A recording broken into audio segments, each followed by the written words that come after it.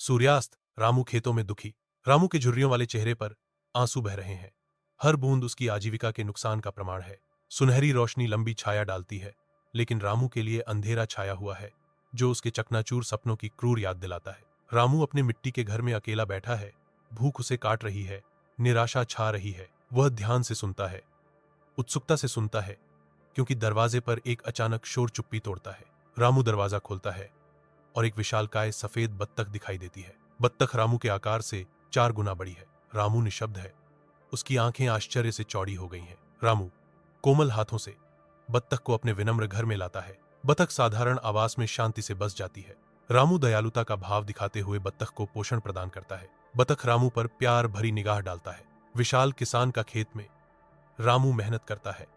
उसकी हरकतें विशाल आकाश के नीचे श्रम का नृत्य है। उसके बगल में एक बत्तख लड़खड़ाती है। इसकी उपस्थिति जीवन की खेती में एक असामान्य साझेदारी है। एक साथ वे काम करते हैं।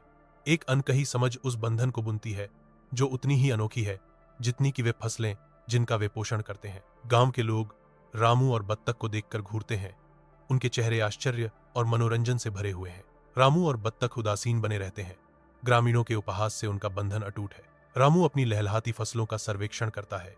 उसका हृदय कृतज्ञता से भर जाता है। वह मुस्कुराता है। बत्तख को प्रकृति की उदारता के लिए एक मौन धन्यवाद। बत्तख वापस मुस्कुराती है। उनकी साझा सफलता की एक शांत स्वीकृति। जैसे ही भोर होती है, रामू और बत्तख गांव छोड़ देते हैं। वे आशा से भरे भविष्य की ओर बढ़ते हैं। आकाश हल्का हो जाता है, जो एक नई शुरुआत के वादे का प्रतीक है।